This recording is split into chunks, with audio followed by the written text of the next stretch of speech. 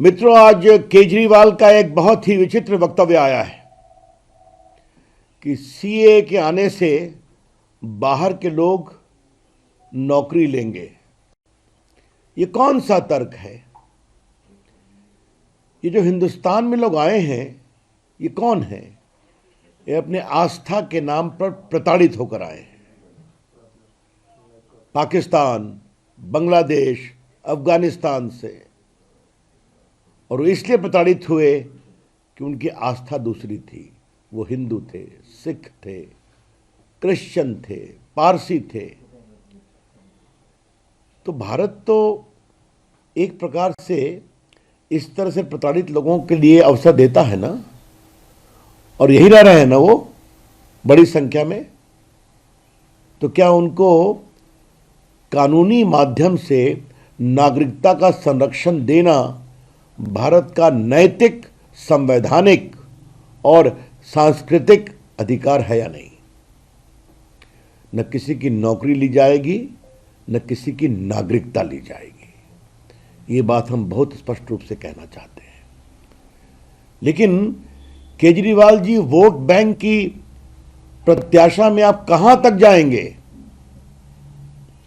बार बार माननीय गृह मंत्री अमित शाह जी ने इसको स्पष्ट किया है कि सीए हिंदुस्तान के किसी नागरिक की नागरिकता नहीं लेगा।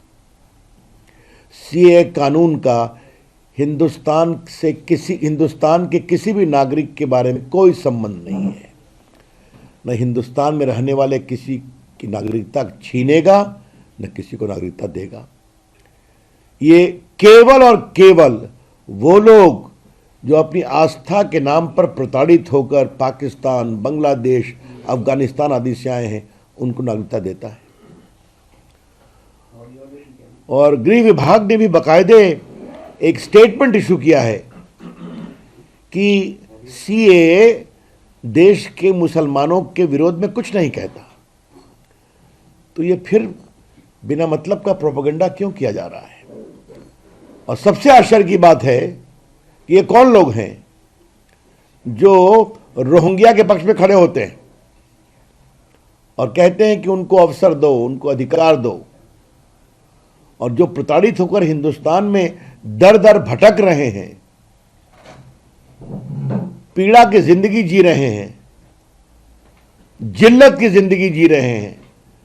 आज भारत ने जब उनके लिए कोशिश की है, नरेंद्र मोदी जी की सरकार ने, माननीय गृह मंत्री अमित शाह जी ने, तो उसको लेकर इस तरह की बातें कही जा रही हैं। यह बहुत दुर्भाग्यपूर्ण है। सीए के नाम पर सांप्रदायिक उन्माद फैलाने वालों से मैं एक ही बात कहना चाहूंगा, कृपया करके झूठ का व्यापार करना बंद करें। Stop telling lies about the CA. कल मैंने ममता जी का एक वक्तव्य देखा। उनकी राजनीतिक जमीन खिसक रही है बंगाल में, तो वो चिल्ला रही हैं। अब उस रेस में कूद गए श्रीमान केजरीवाल जी, और दक्षिण भारत में तो है ही हैं लेफ्टिस्ट लोग। We would like to clearly clarify on behalf of the BJP that CAA does not at all take away the citizenship of any Indian. It does not at all deprive any Indians of their citizenship. It's only and only related to those who have been victims of persecution because of their faith and were forced to flee away from Pakistan, from Afghanistan and from Bangladesh. So India as a country imbued by its civilizational heritage and constitutional obligation has given them this protection under CAA. I would urge the parties also of South India, particularly in Kerala and Tamil Nadu, please stop spreading hatred based upon falsehood. तो मित्रों, मुझे कहना था, केजरीवाल जी तो कुछ नए नए तर्क रोज निकालते हैं, छोड़ दीजिए उनको। सबकी सियासी जमीन खिसक रही है, इसलिए हम ये स्पष्ट करना चाहेंगे कि सीए कानून बनाया गया है प्रताड़ित लोगों के लिए, जो अपनी आस्था के कारण प्रताड़ित होकर आए, और इसके बारे में और कृपया करके झूठ, गलतफहमी फैलाना समाप्त करें। इंडी गठबंधन के एक भी दल ने सीए को लेकर तर्कपूर्ण बातें नहीं कही है और समर्थन नहीं किया है, या तो चुप है या तो कह रहे हैं कि चुनाव की वजह से लाया गया है, या फिर तो इससे तो मैं तो तर्क की बात की। आज बार बार जब सरकार ने स्पष्ट किया है, माननीय गृह मंत्री अमित शाह जी ने स्पष्ट किया है, गृह विभाग ने अपने वक्तव्य में स्पष्ट किया है, तो फिर इसको क्यों बनाने की कोशिश की जा रही है? सांप्रदायिक वैमनस्य के आधार पर एक भी तार्किक विरोध नहीं किया गया है। इसलिए मैं लगा कि इसको स्पष्ट करना जरूरी है। Sir, Mamata Banerjee has also linked this to NRC, while Amit Shah, Home Minister, again said it will not take away anybody's citizenship, as you said, but they are linking it with NRC also, sir. Well, Mamata ji's slippery political ground in Bengal is forcing her to give a communal khala, which we condemn with all the authority at our command. Sir, you are saying that the Home Ministry has made it very clear multiple times about the rumors being spread to CA. What do you think? Why the opposition political parties are opposing this? What the intent behind it? My the reply is very simple. उन्होंने 3 तलाक का क्यों विरोध किया था, जो कि नारी न्याय, नारी सम्मान, नारी गरिमा के लिए था? उन्होंने हर बार प्रगतिशील कानून का क्यों विरोध किया? तो आज मेरा यही सवाल है, वोट बैंक के लिए कहां तक जाएंगे?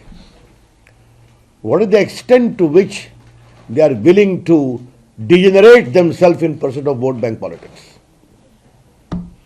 That's all. उद्धव ठाकरे जी ने कहा है कि नितिन गडकरी जी को टिकट नहीं देंगे तो हम लोग एमवीए उनको लड़ेंगे। नितिन गडकरी ने उसका जवाब दे दिया है, हास्यास्पद कहा है, बस ठीक है, उसके आगे कुछ नहीं कहना है। उनके अपने घर में ही बहुत मारधाड़ मची हुई है। That's all, thank you. मित्रों, आज केजरीवाल का एक बहुत ही विचित्र वक्तव्य आया है कि सीए के आने से बाहर के लोग नौकरी लेंगे। ये कौन सा तर्क है? ये जो हिंदुस्तान में लोग आए हैं, ये कौन है? ये अपने आस्था के नाम पर प्रताड़ित होकर आए हैं। पाकिस्तान, बांग्लादेश, अफगानिस्तान से, और वो इसलिए प्रताड़ित हुए कि उनकी आस्था दूसरी थी। वो हिंदू थे, सिख थे, क्रिश्चियन थे, पारसी थे। तो भारत तो एक प्रकार से इस तरह से प्रताड़ित लोगों के लिए अवसर देता है ना, और यही रह रहे हैं ना वो बड़ी संख्या में।